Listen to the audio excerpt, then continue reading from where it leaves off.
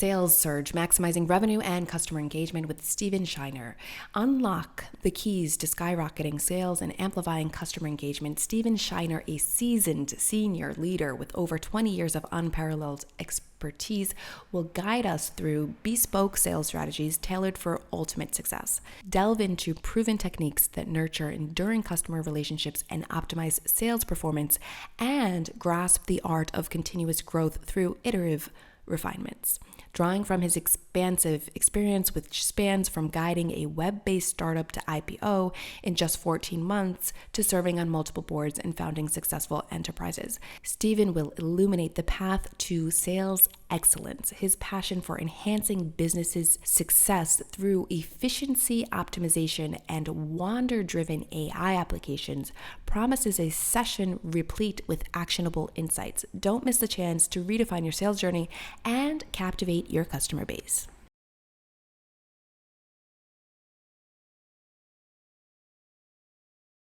So I'm so excited to have Steve Sheiner on Global Economic Advisory Network. He is a very established strategic advisor. Ooh, tongue twister.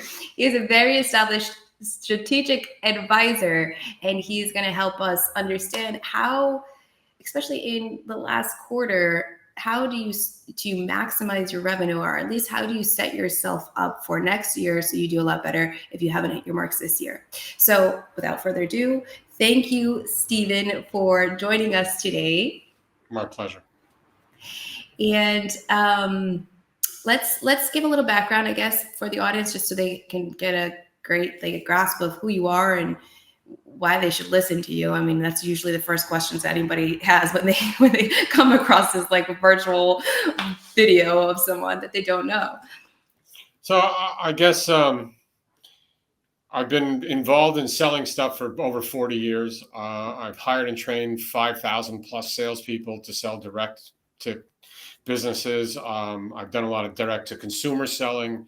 I've been involved deeply in the internet. I was one of the founders of mp3.com and was responsible for generating all the revenue for the mp3.com website, and then chief revenue officer for Vivendi Universal's internet division after they bought mp3.com. And for the last, 20, 25 years, I've been working with companies to help them generate revenue or rationalize the business model so that they can generate revenue, things of that nature. So hopefully, the reason for listening is I made a lot of mistakes. Maybe I can save you one.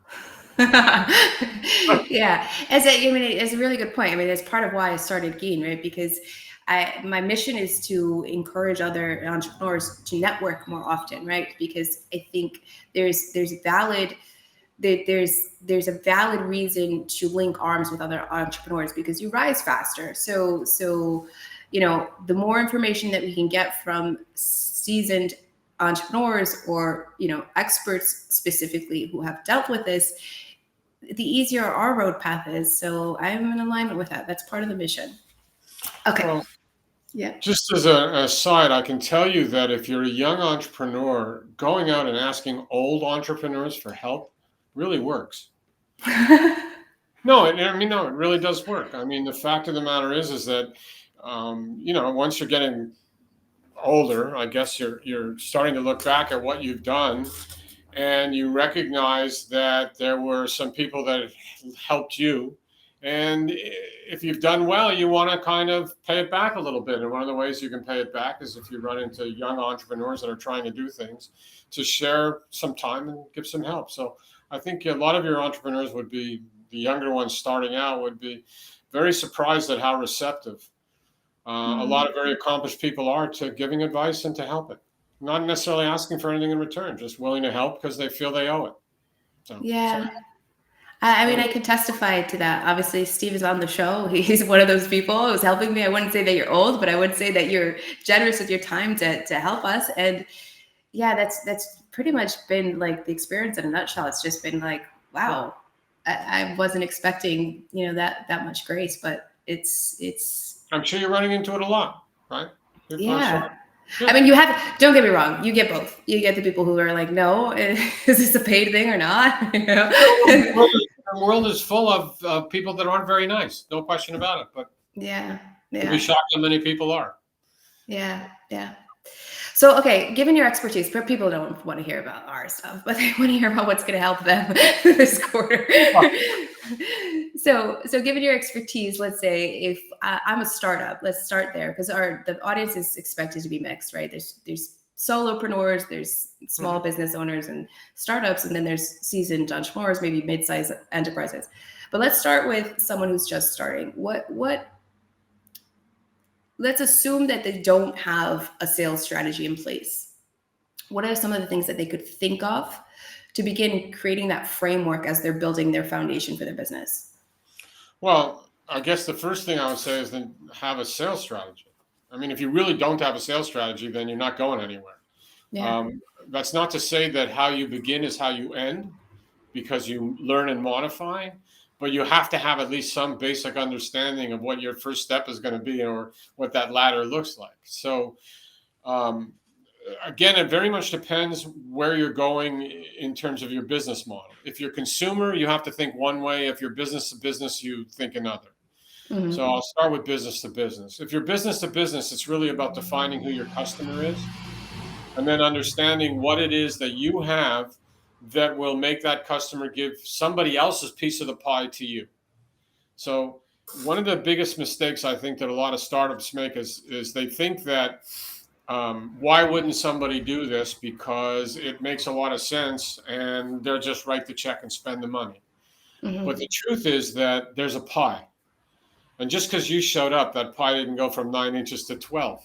It's still a 9-inch pie. So most often you're taking some money out of somebody else's pocket because the budget isn't just growing to accommodate you.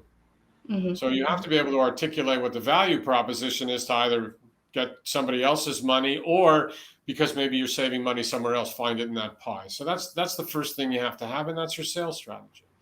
Now, business is a little bit easier because you can more easily define a market and get it. So if you're, for example, have a product that is being sold to contractors, you start off by building a database of contractors. Not so hard to figure out, right? Right. So that's really why the sales strategy is so critical. Who's the market? What are you going to do to go after that market? What's the easy stuff? What's the stuff that takes a long time? What kind of money can you spend to get each deal? So very often what you're really looking at is saying, look, I have a product that generates $2,000 a year in revenue from a client, or at least that's the first thing. And I'm thinking my lifetime value is $5,000 to $10,000. Well, how much of that 5,000 to 10,000 can you spend on marketing?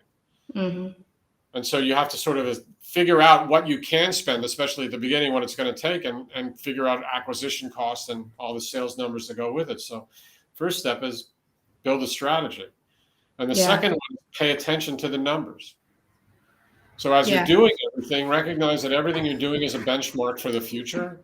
So when you're building out your sales strategy, you're trying to see, all right, it took me 1,000 phone calls to get one sale, or it took me 800 emails to get one response. And now if I start to think of it in a mathematical equation, can I make this work? I mean, a lot of businesses, they do really well in sales and then find out that they're not making any money because their sales cost is too high and they're not even sure why that is. Well, So you start by understanding the market and then, building a strategy around it. And recognizing that sales today is a lot more about helping people buy than it is about giving information, though everybody's absorbing a massive amount of information. That's the real change over the last 20 years. Helping people buy as opposed to giving them information. Yeah, so it used to be that when you were in sales, especially 20 years ago before the internet, well, probably 15, because the first 5 years of the internet, it was nothing more than a brochure. Before that, people called salespeople in because they needed information. So if you were selling, for example, office products like a photocopier machine, which half the people in the world don't even bother getting anymore, right? If you were selling a fax machine, you got called in by a company and they said, hey, tell us about your product. And you came in with a bunch of brochures and you talked about your product and you gave them a general industry overview. And at the end, you tried to convince them why my Sharp copier was better than a Minolta or a Xerox. And a buyer would see one from every major manufacturer that they thought they might be interested in, because that's how they got information. Well, today, when you walk in to sell somebody, chances are pretty good they know 95% of what there is to know about your product and your service. They've looked it up on the internet. They've gone to comparison engines. They've done all this other stuff. So now what your job is to help that person make their final decision or to buy. But it's not so much to educate, it's more to maybe correct.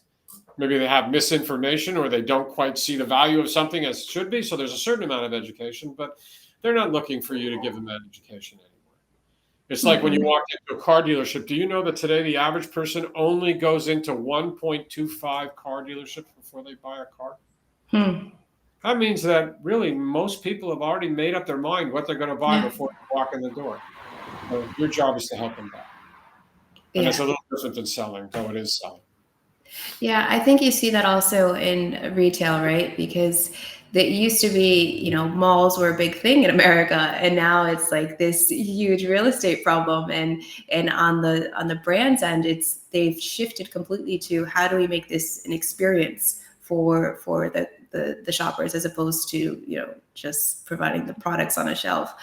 So yeah, it's an interesting insight. And another thing that you mentioned, I think, which is a key takeaway, is the fact that sales strategies are integral, right? They're totally aligned with everything else that's going on in your business. It's never in silos. Like it has to communicate with your finances. It has to communicate with your mission and your objectives and your people, obviously. So making sure that it's a cohesive system. And in respect to that, I think a lot of entrepreneurs who are starting up have this juggling, like balancing act of, when you're first starting out, you're trying to acquire customers. And so the focus can just like kind of heavily shift on that. And I think, it would be helpful to sort of give some guidance on how do you leverage your resources so that you could also consider the retention of your customers. And it's not just about acquiring new customers. Like how would you, or what would you advise to startups who are struggling with something like that? Well, I guess the question that you have to ask yourself, especially if you're talking about a SaaS business, I assume you're talking more along the technology around SaaS. So you have to ask yourself this: if you're not retaining your customers, it's not a sales function, it's actually a product problem. So the way that you get customers, right, is what used to be called a puppy dog sale, but today they call it premium to premium, right? So, I mean, the bottom line is it's about trial, always has been. Puppy dog sale. I've never heard that. Okay. Yeah, and the theory, it goes back to the, original days of direct selling, when if you could get somebody to take a puppy home, what's the odds that we're going to bring the puppy back? The puppy in the window shop song? I got it. Yeah, man. So call the puppy dog close. Okay. Try it. If somebody's trying it and taking it home and not sticking, it's not necessarily a sales problem. It's actually probably a product problem. Why are they bailing out? And what is it about your service that was supposed to delight them that didn't? So the thing about it is that most people buy something because it's got a couple of features that they really need and then a whole bunch of stuff that they maybe like or don't care about.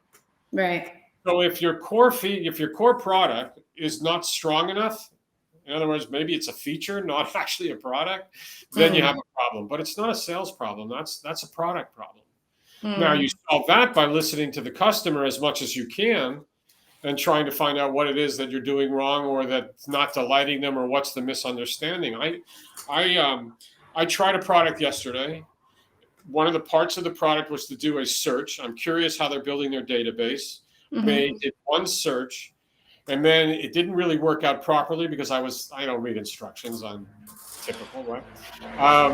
And so I'm playing around to try and get it right, and I end up doing a second and a third, not just to refine that first search. And then it says to me, I've already, used up all my searches for the day. Subscribe.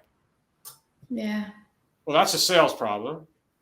Because now I stopped searching and maybe I'll go back today and try again, but I kind of lost interest because I didn't get what I wanted because of issues with the product, not being intuitive enough for doing the search.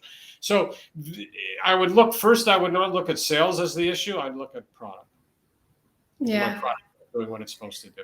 So your products and your systems. Before the meeting, or I don't know if you recorded this, if you're just starting out, you get the ability to contact people and tell them that it's an MSP, it's just your first product, you're still refining it. There is a culture of individuals that actually want to work with those kinds of products, and those are the early adopters. The early adopters jump on something really quickly, complain like hell, mention how things are going, and then as soon as it works, they lose interest and move on to the next one. But That's who you get at the beginning, are the early adopters, and those are the people that help you refine the product. And you'll see It's that with true. consumer and business to some extent. There's less patience in business to business than there is in consumer. Yeah, that's another good point. Yeah. So, okay, yeah, it's about your product, and also I think expectations that you're setting. So probably, I mean, you did mention communication, right? So what's being miscommunicated? If they're coming in with an expectation that's not being met, then it could also be in your marketing, what you're saying to them in your sales pitch. Right, and it's really hard today because everybody, for example, if you're an e-commerce store starting out, everybody expects you to be as good as Amazon. So that's your benchmark. If you're creating a CRM, you're going to have to at least be this good. You don't have all that much time to sort of improve it. But again, if you take the strategy of looking for early adopters and trying to get the early adopters to play with you, then you get to say, "Oops, thanks for telling me. I'm glad you're on my my early adopter list and helping me out build a better product." And you build more users. But Yeah. expectation that it's going to work out of the box. Yeah. It's true. I'm guilty of it. I'll raise my hand. I'm the first one to raise my hand and say, guilty of making mistakes, especially in the beginning phases. Like, it's just you're figuring it out. It's part of the process, and you have to be receptive of the individuals that do bring up any issues that are coming your way, because that's how you refine it. That's how you make it better. So, when that happens, well received. It's another notch for you to sort out. Very often the mistakes are things that tell you where the money is. I mean, sometimes you make a mistake and all of a sudden you get an aha moment because you made this mistake that led you to understand something that was really valuable, or to discover something that you never would have discovered. So there was a company years ago, a long time ago, back in the day, of shrink wrap software that had a whole suite of products. This is the early days of DOS, just as Windows was coming out, right? And Windows, when it first came out, was really a trashy product. That's why Apple was so much more exciting. But they had what was called a memory management product, and they bundled it with half a dozen other packages. They sold it in what called shrink wrap software. 1995, you bought a box home. And the company was going out of business. But what they found out, and they actually talked to some customers, they were throwing out all the products in the box except for one, the QEMM, which was the memory management product, which at the early days of DOS was an issue. And it turned out that if they took all their effort and just marketed rather that one product, instead of this bundle of 1995, 4 products for the price of one, if just one product, they could sell the hell out of it. And they became a very successful company that lasted for probably about 20 years, selling software until they were acquired by another company. Just because they made this one mistake, when they, were bundling this product, and when they finally understood the mistake, they corrected it and they had a winning product. Right? Yeah, I think that's, I mean, we like, now it's very, very different, and maybe it's more difficult, but at the same time, it's a little bit easier because you don't have to go digging through the trash cans to see what someone throws out. Like, everything's online. You could track it. I mean, there's so many tools and techniques for tracking sales performance now. Yes. But again, it's one of those things so I have the tools, but do you use them?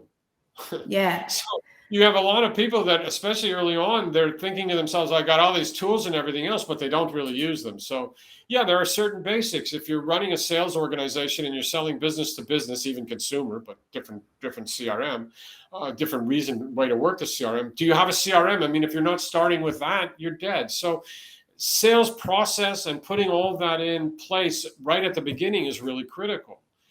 Even though you're really talented. So one of the things you run into a lot is somebody says, I'm a really good salesperson, I can go sell this. And they are really good, but they can't get really big because it takes other salespeople, but there's no process, which means that if they hire average or mediocre salespeople, there's nothing but failure.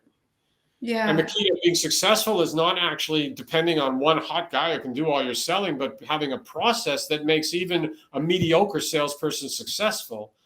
And today, you don't have to be that great at actually closing people if you have the right skill set for informing people and staying on top of it in a way that helps people buy. It's not like the old days where, let me learn 14 different closes and I'll slam the deal and walk out. It doesn't happen anymore.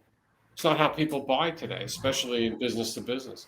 When I first started out in sales and selling in home improvements, you walked in the door. If you didn't close the deal, you didn't close the deal. The chances of getting it, if you came back 2 days or 3 days later, was pretty slim. You closed it or you didn't eat.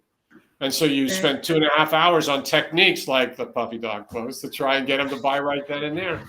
And we were educating. People didn't know a damn thing when we walked in the door. Today, if I walked in the door to sell the same product, they would have had 14 different reviews from Amazon, all the way through to Google, and watched the YouTube and really paid attention to what they were buying so that they were educated about it. And then you get lucky, but most people do all that work before you walk in the door. They have knowledge. The rebuttal is a little bit more difficult now because of that. But so that brings up a good point. Do you think that's the death of direct sales, or No, not at all. I still think people need help buying, and no amount of reading can deal with the emotional aspect. Actually deal with the emotional aspect and also the personality part of it. So the problem that a lot of salespeople have, especially who have not sold a lot, is they think that they're there to sell. Actually, what they're first there to do is make a friend and to build trust. You can't sell anything if nobody trusts you. You can't actually close a deal if it's not a friend. People will buy and pay more from someone they like than pay less from someone they don't like. Because at the end of the day, there's a full value equation, and part of that value equation is the trust that you build as a salesperson. The difference is now you have to be pretty honest, because you're going to get caught most of the time if you're lying, because the data and the information is right there. So the key is, you don't rush to sell it. You rush to first solve problem number one, change yourself from being a salesperson to a friend, someone they can trust. And then it's about being honest about the information. And if there's something that's weak in your product, you might want to, you don't gloss over it. You deal with it, because they're probably, chances are they're aware of it because somebody else has already told them about it. And you explain why everything in the world is trade-offs. That's a trade-off they're going to have to make. But here's why the trade-off is worth it, because here's what I do that you really need that's even better. It's just that kind of an approach is different from the old days, which, no hiding anything anymore. It's transparent. You walk into the car dealer, you know what you should pay for that car. Yeah, that's true. It also ties into some of our other sessions on accountability, like, really taking responsibility for what you're bringing to the table, because it's beneficial to you and your business, but it's required now. It's part of business. So it's understanding how to make the value equation work. So when somebody looks at it and says, you're covering all the bases that I need. So if you're a startup and you've got a new product and you're still doing it, one of the advantages you can say to somebody when they say, well, it's not as finished as I might like, is you say, well, the advantage here is that you're going to have some input in being able to help me build this product in a way that really meets your needs. And would you consider being part of my, unofficial advisory board, so that as you're using the product and you see things that you think would make it better, we can get that into our roadmap and make it a better product for you. That gives the person a reason to buy. Oh, yeah, I'll do that. The product's going to get better, and I'm going to get some input. For the right person, that's an inducement. Yeah, finding the win-win, right? Making sure that it's worth the other person's investment. Mm-hmm. And in business to business, especially, it's not about the only the cost. It's about all the costs. So ask yourself this question: why doesn't Google dominate and why hasn't it destroyed Microsoft Word and Microsoft Excel? Why didn't it destroy it? It gave it away for free. Why didn't it destroy it? One answer: because it costs more money to retrain people than it costs to actually just pay Microsoft the license. Right? So it cost me $69 an employee to have Microsoft Excel and Word and everything else. What would it cost me in lost productivity for them to have to learn all these new commands to use this other software problem? So it's all the costs that somebody has to look at. You go in and say, I have a better CRM, and they say, well, that's great. It's a better CRM. What's it going to cost me to make that switch? Is it worth that cost? Is it that much better? Is it 10% better? Is it $100 a person better? What is it? So making the value equation is what a salesperson's really there. We're there for is to make sure that value is communicated. The information, we already got that. Yeah, so the value is not just, the value of the product because of its features and what it does and why it's better than the others, but it's also including the opportunity costs that the All part of the mix. potential buyer is considering. Yeah. But what you talked about was the product or the technology. And the thing that a salesperson has to really understand, actually everybody in the organization should, Mm. people don't buy technology. Mm-hmm. They don't. You didn't buy a technology from Realstream Studios that makes it easy for you to run these kinds of meetings. You Mm. didn't buy the technology. You bought being able to run meetings seamlessly and easily. Right. If another company, Unreal Stream came to you and said, we have an exact same product, does everything that's the same as Yeah, Realstream, yeah. and it's $5 cheaper, the commands are a little bit different and you'd have to spend it. Are you really in a rush to save the $5 because you know you're going to spend all this time learning it? You've invested in Realstream? No. Yeah, no, it's It totally wasn't that was technology. exactly the question. What's the easiest? And it's not just for running it; it was for post production. Just so you know, anyone who's doing a streaming platform, it's the post production that makes the choice Right. because you But don't the want to do point the editing. Right, and if another guy came with another post and you'd have to relearn the post work, you would say not necessarily worth changing. So what it really comes down to is that, it's the whole value equation that you deliver. It's not just price, and people do not buy technology, technology delivers to them. They don't care about it. So, They don't really care so if it's this technology or that. They care, do I get what I want out of it? yeah. So, having said that, do you have a certain like way of approaching when you're dealing with startups in general, or even regular businesses who haven't figured out their value proposition yet? Do you have a way of approaching or way to transfer your knowledge of understanding what it is that the customer wants? Like, what are the questions they should be asking, or what are the tools that they should be implementing to understand the drivers that decide whether or not the customer should buy, whether that's business or an actual person? There's only one way to do it, and that's you talk to as many potential customers or customers as you can. But you ask questions and you pay attention to the answers. Instead of trying to tell them what you're doing, ask them what they do. So Mm-hmm. first of all, it's the most powerful sales technique anyway, right? I mean, the first step is you make a friend, and you make a friend by asking them about themselves, not talking about yourself. It's no Mm-hmm. different than trying to sell in technology or determine a product mix. What problem are you solving? And is it the problem that you think you have? I had a conversation because I'm working on a project now with a guy who I thought would be an ideal prospect. And when I asked him if he just because I'm trying to figure out how to price it, I asked him, would you prefer to just offer the product to your to your customers because it's a product that gets resold to a defined group, or would Mm-hmm. you like a revenue share? Figuring, okay, if there was a reason for him to go forward, wouldn't a revenue share be the most obvious thing? But you know what? He didn't want a revenue share. Mm-hmm. He wanted lower cut. He didn't want to be in the revenue share business because he didn't think there was enough money in it for him to risk somebody coming back and saying you endorsed something that was lousy and I'm upset at you for it.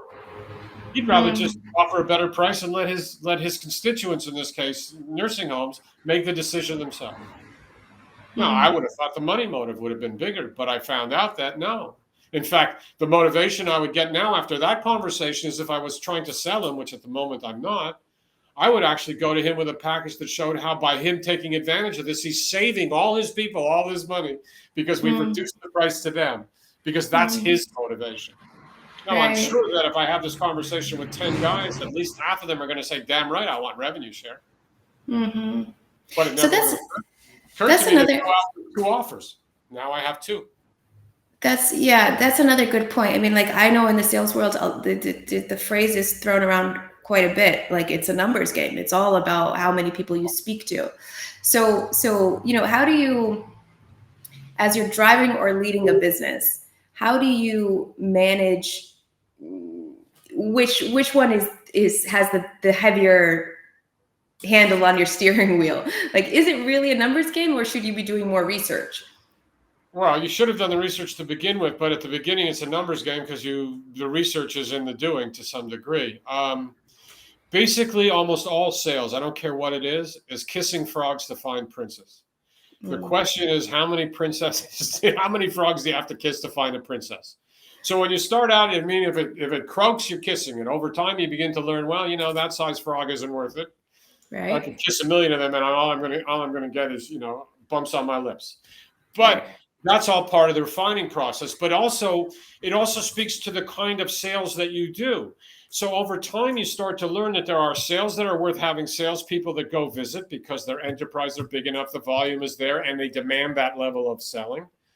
Then there's the sales that you do with outbound telemarketing or inbound, right, where you're driving leads in and people are just sitting at desks and selling like that. And then there are the ones that you don't really want to talk to them.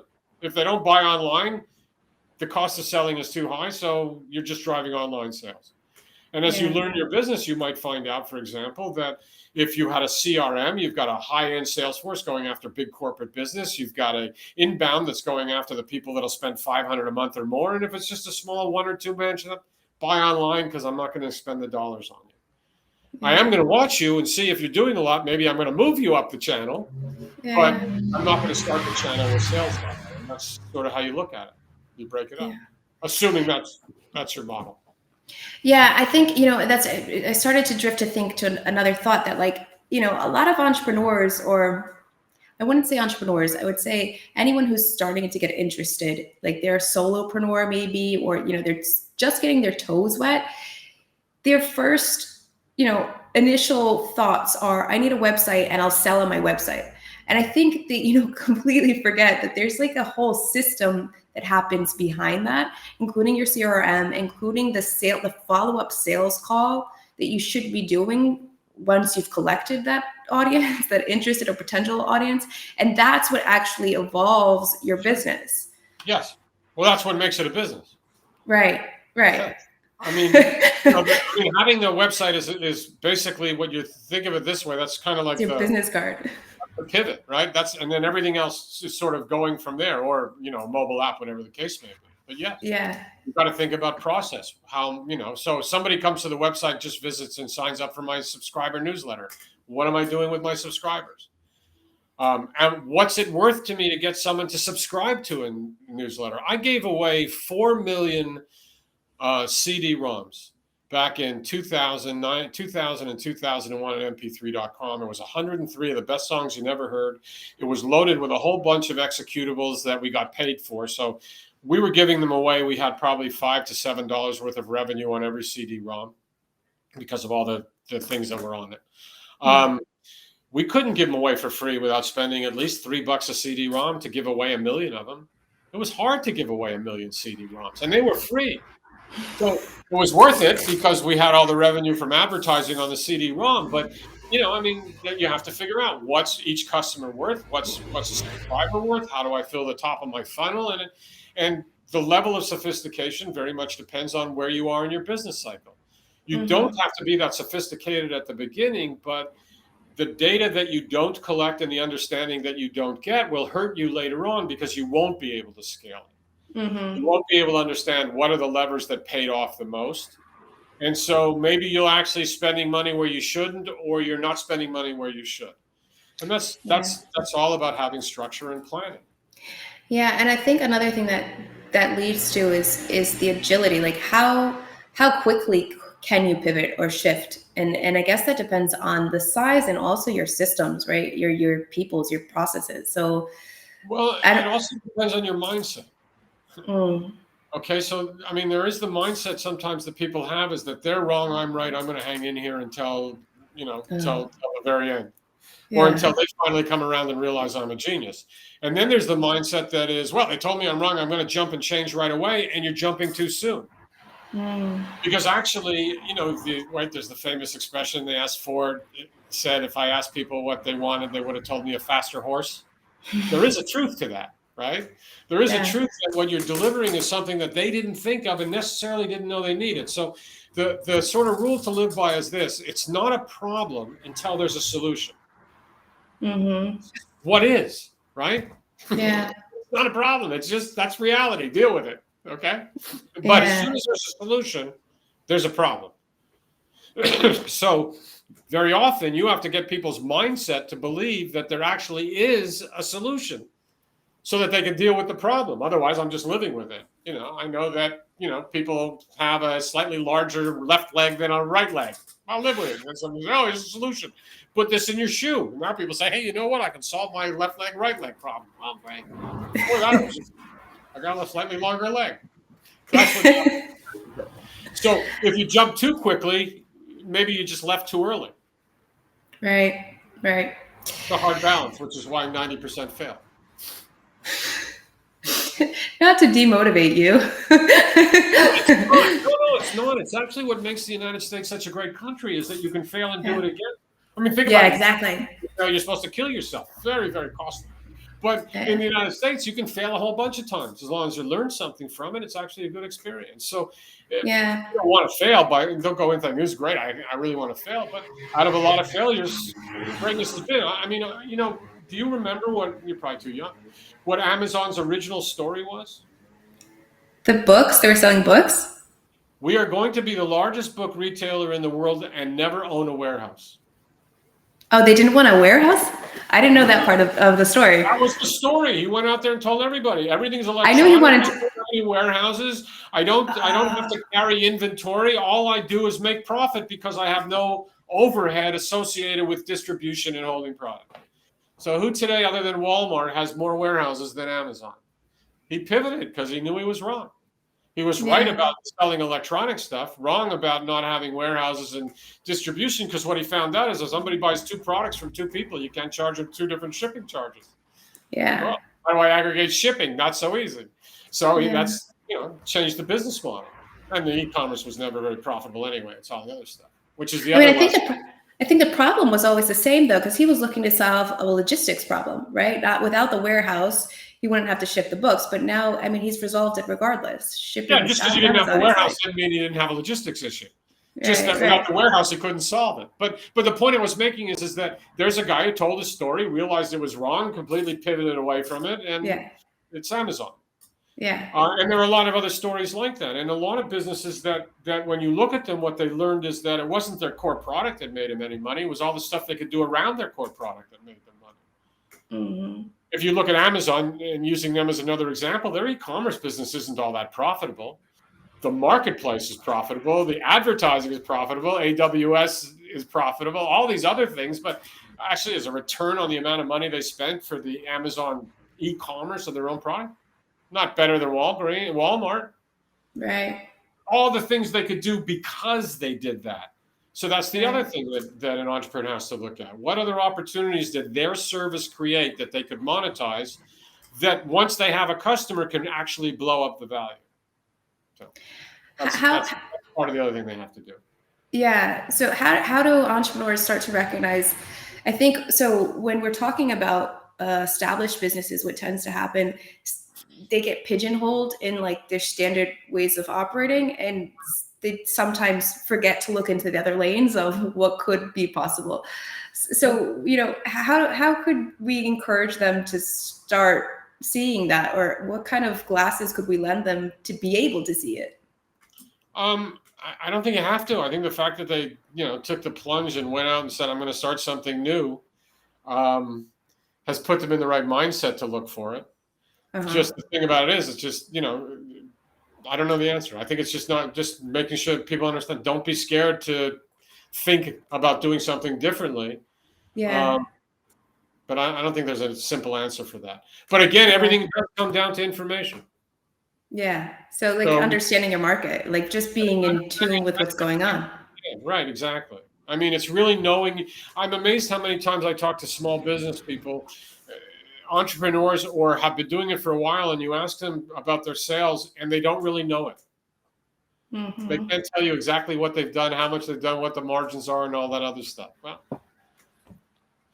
you don't know the value of your business. That's important, but actually everything you do is going to be driven by that data. So how come you're not paying attention to it? So it's coming up with what are the KPIs that really drive your business and knowing them and using them. Yeah. So we talked about having a system. If it turns out that every 100 leads from this source generates 1 sale, but 30 leads from this source generates 1 sale, then when you look at them and you start to make a decision of where you're going to put your money, you're paying attention to which one, if you put your money in, generates the better yield. I mean, all these different little things. which kind of customers to upsell, when should you upsell them, Right. what are things that you should give away free because they're not going to pay for it anyway. Right. How do you make something that costs you nothing valuable to them? These are all the kinds of things that you want to think about. For 2 years, all I did was try and figure out how to take music that I didn't pay for and get paid for it. When I couldn't sell the music, I could only sell things adjacent to it because I didn't have rights to sell the music. I only had rights to use it. Look around the edge. So that's the other thing they look at.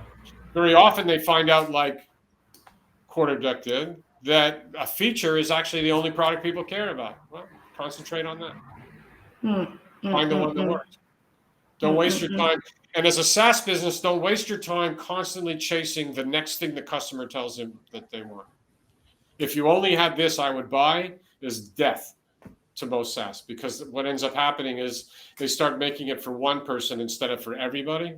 And that's bad, right? I mean, key to a SaaS business is everybody benefits because you've made something that's good for everybody. Maybe better for some than others, but valuable for everybody.